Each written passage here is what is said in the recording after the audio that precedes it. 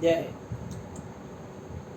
આપણે હમણાં 2 દિવસથી આપણે ગીતાજીનો અધ્યાય પુરુષોત્તમ યોગ વાંચ્યો.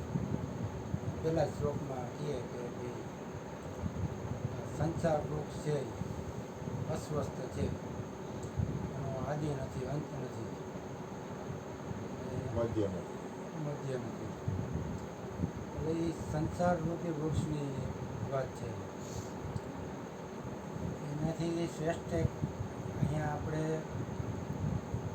જીવન બાપાને આપણે લઈ તો સત્સંગ રૂપી વૃક્ષનું એક મૂળ કહેવાય ભજન. પછી અરુણ બાબુ, મયુર બાબુ ડાળીઓ, આપણે બધા એના પાંદડા, આપણા સૌભાગ્ય મળ્યું સત્સંગ રૂપીના એવા વૃક્ષના આપણે આમ બધા પાંદડા ગણીએ કે ડાળીને મૂળ તો બધું અલગ બહુ શ્રેષ્ઠ છે. તો આમાં આપણને સત્સંગનો અહીંયા લાભ મળે છે ખૂબ ખૂબ. ગુરુજીએ કેટલાય લોકોના અહીંયા આત્મજ્ઞાન આપીને મુક્ત દશા કઈ રીતના છે એમ બતાવ્યું. શરીર છોડાવીને પોતાનું નિજ સ્વરૂપ નથી કરવાનું. ખરેખર એનો લાભ આપણે બને એટલો લેવો જોઈએ સત્સંગ. હમણાં વાત કરી ગુરુજીએ કે 2 ભાઈઓની કે સત્સંગની વાત કરી, એવો 2 પ્રસંગ મને યાદ આવે છે કે 2 ભાઈ હતા અને જે એના પિતાજીનું મૃત્યુ થયું એટલે મિલકત માટે થઈને કે ભાઈ ભાગ પાડતા ગયા. તો સત્સંગની સંત પુરુષની સ્થિતિ કેવી હોય એ બતાવવાનું. તો પાડતા ગયા, ભાગ પાડતા એને છેલ્લે વીંટી વધી સોનાની. એ માટે થઈને 2 ભાઈ કે આનો કે મારે જોઈ મળે કે મારે. પછી એવું ગામમાં આવી છે કોઈ સંત મહાત્મા, તો કે આપણે આના માટે કે આપણે નિર્ણય આપણે તો નહીં લઈ તો સંત પાસે જાય. 2 ગયા સંત પાસે એ બાપુ અમારે કે આ રીતના મિલકતના બધા ભાગ પડી ગયા, પણ કે આ વીંટી વધી છે તો હવે કે કોણ લે. સાધુને આને દઉં તો આને દુખતા, આને દઉં તો આને દુખતા. એને વચ્ચે રસ્તો કાઢ્યો છે, હવે તમે હે ને કામ કરો છે અઠવાડિયા પછી આવજો એ કે.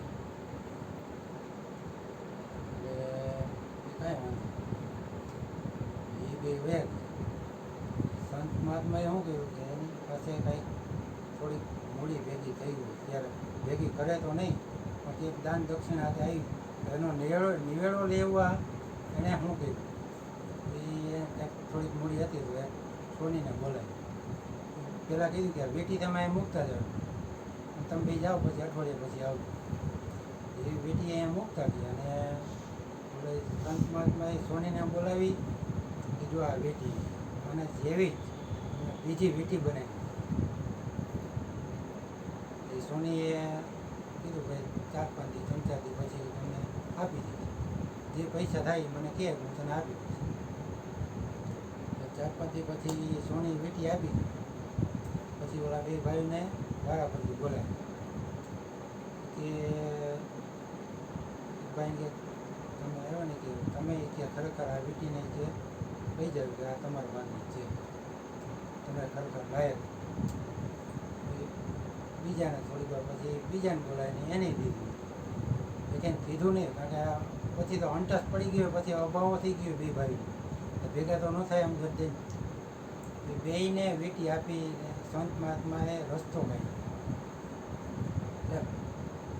સંતોનું જીવન કેવું. પછી સમય જતાં ક્યાંક ભેગા થયા 2ના હાથમાં વીંટી. 2 જોયું મારી પાસે છે આની પાસે છે તો આવું કેમ. વળી પાછા કે બાપુ કે વીંટી તો એક જ હતી. તો કે તમે તો અમને 2ને આપી. કે વીંટી આપવાનું કારણ એ કે તમારા 2નું જો કાંઈ સીધા રસ્તે ચડશું હોય તો મારે કે તમારા માટે થઈને મારે આ દાખલો કરવો.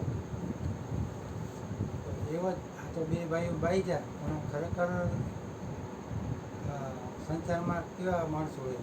તો બીજા બે ભાઈઓ હતા, એમાં બે હારે જ એનું ખેતર હતું ને બધું ખેડે, પછી ઉપજ આવે એટલે વર્ષે પાછો ભાગ પાડે. એક ભાઈ સંસારી હતો, લગ્ન થઈ ગયા હતા ને એને મોટો, નાનો હજી એકલો હતો. નાનો હતો તો એ અને સત્સંગ ભજન ને આ ત્યાં એ દેવાનું ને એવું બધું વધારે. એટલે બે ભાઈઓએ વરસ થયું એટલે ભાગ પડ્યો ને એને બેની ઉપજ આવી હરખા હરખા એ કે ગુણી ભરીને આપણે રાખી દીધી. અહીં સત્સંગમાં જ વાત થઈ ગઈ.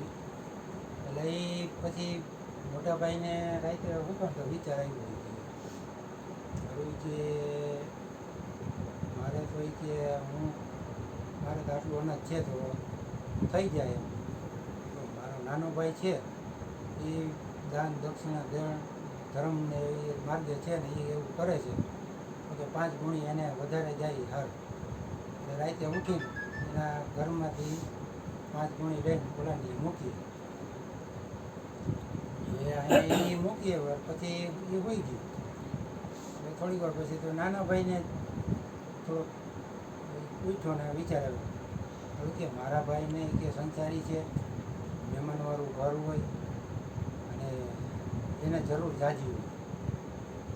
એટલે પછી એને વિચાર આવ્યો 5 ગુણી છે એને વધારે જાય હાર. એ 5 ગુણી એમ રાતે ઉઠીને પાછો અહીંયા મૂકીએ એટલે સવારે ઉઠે તો બેને હરખું. એટલે આ બધું આવું છે એમ કયો સંગ છે આપણને એના ઉપર આખો મદાર બોલીએ સદગુરુ મહારાજ. હારા વિચારનો સંગ હોય તો હારા સંતોનો સંગ ને હારા વિચારનો સંગ થાય તો ફાયદો જ થાય ને. કેમ હરી બોલો ગોરધનભાઈ.